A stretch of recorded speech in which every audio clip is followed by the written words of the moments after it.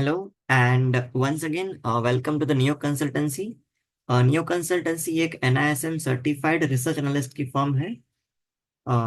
आगे बढ़ने से पहले एक स्टैंडर्ड डिस्क्लोजर कि इस वीडियो में डिस्कस किए गए किसी भी स्टॉक या इंडेक्सेस में बाय या सेल का रिकमेंडेशन नहीं है। ये वीडियो सिर्फ और सिर्फ एजुकेशन पर्पस के लिए है। अगर आप किसी भी स्टॉक या इंडेक्सेस को परचेस करते हैं या सेल करते हैं तो अपने फाइनेंशियल एडवाइजर के एक ओपिनियन जरूर ले लीजिए। आगे बढ़ने से पहले बात करते हैं कि फ्राइडे को सेशन किस तरीके से बीता। तो फ्राइडे के दिन पे हुआ क्या था, अगर आप चार्ट देखते हैं तो फ्राइडे के दिन पे एक बहुत ही रेंज बाउंड सेशन हुआ। तो थर्सडे के हैवी सेलिंग के बाद अप्रोक्स 1% का सेलिंग आया था थर्सडे। तो थर्सडे के सेलिंग के बाद फ्राइडे को एक बहुत ही सीमित दायरे में मार्केट ने कामकाज किया। लेकिन एक कनेक्शन आप ध्यान से देखिए कि गुरुवार के दिन पे निफ्टी तकरीबन 284 पॉइंट्स का डाउनफॉल दिखा रहा था। अप्रोक्सीमेटली 1% मार्केट डाउन था। लेकिन उस समय पे हमारे जो mid cap and small cap है वहां पे उतना सेलिंग नहीं था। मैं थर्सडे की बात कर रहा हूँ। मतलब थर्सडे को सिर्फ और सिर्फ निफ्टी 50 में सेलिंग था, बट ब्रॉडर मार्केट में मिड कैप स्मॉल कैप में सेलिंग नहीं था। लेकिन शुक्रवार के दिन क्या हुआ, शुक्रवार के दिन पे निफ्टी आपका ऑलमोस्ट फ्लैट बंद हुआ कि ओपन हुआ और एक सीमित दायरे में काम करके आपने क्लोजिंग दे दी। लेकिन वो सेम केस आपका ब्रॉडर मार्केट के साथ नहीं था।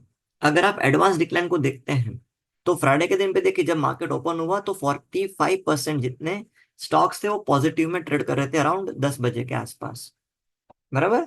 लेकिन उसके बाद एक सेलिंग आया मार्केट में, आपका जो एडवांस डिक्लाइन रेशियो वो बहुत हो गया निगेटिव साइड। तो क्लोजिंग तक आते आते अप्रोक्स अप्रोक्स सिर्फ 25% स्टॉक ही आपके पॉजिटिव में थे और 75% of the stocks were in the negative. मतलब जितने भी स्टॉक आपके लिस्टेड हैं, mid cap small cap large cap सब मिला के, तो ऑलमोस्ट ऑलमोस्ट पूरे मार्केट में एक बियरिश ट्रेंड छाया हुआ था फ्राइडे के दिन पे, बराबर।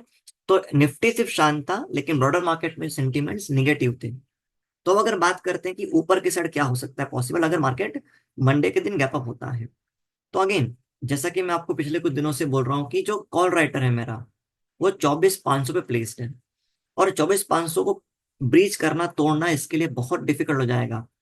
तो जब तक मेरा मार्केट क्लोजिंग नहीं देता डेली बेसिस पे, तब तक मैं नहीं कह सकता कि मेरे बुल्स एक्टिवेट हुए हैं मार्केट में। ठीक है। तो बुल्स को अगर एक्टिवेट होना है तो 24,500 के ऊपर आपको एक तगड़ी कैंडल चाहिए जो कॉल राइटर को ट्रैप कर सके। अगर ये ट्रैप होते हैं तो ही एक बुल एक्टिवेट होगा, अदरवाइज हमारा व्यू अभी भी न्यूट्रल से बियरिश ही है और मार्केट हमेशा सेल ऑन राइज का ही रहेगा, अनलेस अदरवाइज 24,500 मेरा हासिल नहीं होता है डेली क्लोजिंग पे। ठीक है। अब बात करते हैं कि ऊपर की साइड मार्केट में क्या क्या लेवल्स आ सकते हैं सोमवार के दिन पे। तो देखिए, सोमवार को सबसे पहले तो आपको ध्यान देना है, अगर गैप अप होता है तो सबसे नियर में क्या था आपका 20 डे का एक्सपोनेंशियल मूविंग एवरेज जो खड़ा है 24,294 के आसपास, मतलब 24,300 लेता हूं मैं, ठीक है ना। तो 24,300 के आसपास आपका 20 डे का मूविंग एवरेज खड़ा हुआ है। ठीक है। सॉरी, 10 डे का मूविंग एवरेज खड़ा है, सॉरी। 10 दिन का मूविंग एवरेज है 24,294। ठीक है।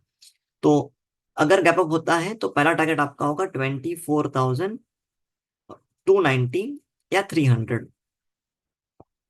इसके बाद अगर आप देखिए, ये जो मैंने लाइन ड्रॉ करके रखा यहाँ पे, ये अप्रोक्स अप्रोक्स 24,360 के आसपास है। तो अगला टारगेट 24,360। अगर ये भी मीट होता है तो 24,400। और अगर ये भी निकलता है तो देखो यहाँ पे आपका 100 डे का मूविंग एवरेज प्लेस्ड है, उसके साथ साथ 10 डेज का मूविंग एवरेज प्लेस है, सॉरी 20 डेज का मूविंग, दोनों दोनों प्लेस है यहाँ पे 120। तो 24,453 एंड 24,479, मतलब 80। तो ये जो 50 पॉइंट का दायरा है, 24,400, वहां से 24,450, 24,480 और 25,000, ये बहुत 24,500, ये जो एरिया है ये मार्केट के लिए बहुत ज्यादा ट्रिकी हो जाता है।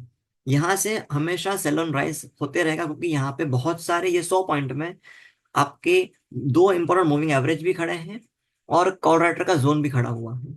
ठीक है, तो बहुत क्रिटिकल जोन होने वाला है 24,400 से लेके 24,500। ठीक है। अच्छा, अगर आप में से बहुत से लोग हमसे नहीं जुड़े हैं टेलीग्राम पे या व्हाट्सएप पे, तो आप हमसे व्हाट्सएप और टेलीग्राम पे जुड़ सकते हैं। हमने हमारे चैनल्स की लिंक डिस्क्रिप्शन में दे के रखी है। और हमने हमारे चैनल्स पे ना शुक्रवार के दिन पे मार्केट ओपनिंग से पहले एक शेयर के बारे में डिस्कस किया था, which was Avalon. And during the day इस शेयर ने 20% का रिटर्न दिया हुआ है। ठीक है, तो हम इसी तरीके से एजुकेशन पर्पस के लिए हमारे चैनल्स पे स्टॉक वगैरह पोस्ट करते रहते हैं विद अ डिस्क्लोजर। ठीक है, तो अगर आपको ये ऐसे स्टॉक देखने हैं, जानने हैं, सीखना है, तो आप भी हमारा टेलीग्राम या व्हाट्सअप चैनल ज्वाइन कर सकते हैं। हमने उनकी लिंक दे दी है डिस्क्रिप्शन में। ओके, अब आगे बढ़ता हूँ और मैं बात करता हूँ कि अगर ऊपर के साइड तो बात हो गया, अब बात करते हैं नीचे के साइड पे। तो नीचे के साइड पे अगर बात करते हैं तो देखो, जैसे कि मैं आपको पिछले कुछ दिनों से बोल रहा हूँ कि जो मेरा व्यू है ना वो बना हुआ है बियरिश से न्यूट्रल। चांसेस ये है कि मार्केट थोड़ा नीचे ही आएगा आने वाले कुछ दिनों के लिए, क्योंकि 24,500 आप डिफाइंड डिफेंड नहीं कर पा रहे हैं। आपने लगातार 2 दिन कोशिश की, लेकिन लगातार आपने सस्टेन नहीं किया। एंड गुरुवार को तो आपने 24,500 से एक अच्छा खासा सेलिंग दे दिया, जबकि ओवरऑल सेंटिमेंट पॉजिटिव था। यूएस पॉजिटिव था, एशिया पॉजिटिव था, सब कुछ सही चल रहा था, फिर भी आपने सस्टेन नहीं किया। ठीक है, तो एक वो जोन बना हुआ है जो दिक्कत पैदा करता है। ओके, अब बात करते हैं नीचे की ओर क्या पॉसिबिलिटीज हो सकती हैं। तो देखो, सबसे पहले तो ये ना, ये जो जोन है यहाँ पे 24,080 के आसपास, 24,080 के आसपास, इस जोन को आपको डिफेंड करना है अच्छे से। अगर आप यहाँ से रिवर्सल दे गए तो दे गए, अगर यहाँ से रिवर्सल नहीं आती है तो इसके नीचे आपका जोन होता है साइकोलॉजिकल जोन 24,000। और अगर 24,000 में अगर डिफेंड नहीं कर पाते तो 23,800 आपके लिए बहुत क्रिटिकल हो जाएगा। क्यों? क्योंकि देखो, पिछले कुछ दिनों से जब सेलिंग देख रहे थे हम लोग, तो आपने इसी जोन से 24,000 और 23,800 के जोन से आपने एक रिवर्सल दिया हुआ था। और अगर, क्या मैं ये कहता हूँ कि मार्केट बड़े मुंह के लिए तैयार है, तो जी हाँ, यहाँ से लग रहा है कि एक बड़ा मुंह आ सकता है। इमिडिएटली नहीं आएगा, लेकिन पक्का ग्रेजुअली तो यहाँ से पक्का एक बड़ा मुंह आने के चांसेस हैं। ठीक है ना। और अगर आप ऑप्शन चेन भी देखते हैं, तो अगर आपको याद होगा गुरुवार के दिन पे 24,200 पे एक टसल चल रहा था बुल्स एंड बियर्स का। Call writer put writer neck to neck काम कर रहे थे। लेकिन फ्राइडे के दिन पे जो सेलिंग आया, या तो जो साइडवेज मार्केट हुआ, उस वजह से क्या हो गया कि जो आपका 24,200 का कॉल राइटर है उसका कन्वेंशन बढ़ गया। और अब पुट राइटर्स वहां पे है नहीं, मतलब 24,200 आपके लिए हर्डल है। तो ऊपर जाने के लिए पहले आपको 24,200 को अच्छे से ब्रीच करना है। इसको ब्रीच कर ले तो फिर हमने जो डिस्कस किया वो हमारे टारगेट बन सकते हैं। नीचे की ओर अगर आप देखेंगे तो एक जो भी अच्छा खासा पुट राइटर है वो सिर्फ कहाँ खड़ा है, तो 24,000 पे खड़ा है। इसके अलावा आपके पास कोई अच्छा पुट राइटर है नहीं जो आपको कन्विंसन दे सके कि हाँ, मैं यहाँ से रिवर्सल का साइन दिखा सकता हूँ। तो अब ऑप्शन चेन के हिसाब से 24,000 एक इंपॉर्टेंट लेवल है, ये ब्रिज होता है तो कुछ ना कुछ हल्का हल्का सा 23,800। बट अगर ये दोनों टूट जाते हैं तो याद रखिए मार्केट बहुत ज्यादा बेयरिश होगा, और आप आने वाले दिनों में 23,400 का लेवल भी देख सकते हैं। तुरंत नहीं आएगा, बट हाँ, दिख सकता है लेवल। ठीक है, तो मेरे ये कुछ लेवल होने वाले नीचे के साइड पे। तो अगर गैप डाउन होता है, मैं फिर से बार यहाँ पे लिख लेता हूँ, अगर गैप डाउन होता है तो पहले तो 24,040 के लेवल से मुझे बाउंस बैक देना है।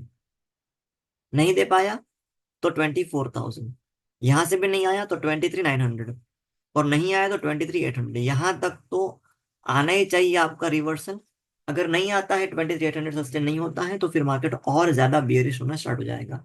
बट मंडे के लिए आप इन लेवल्स को ध्यान में रख सकते हैं।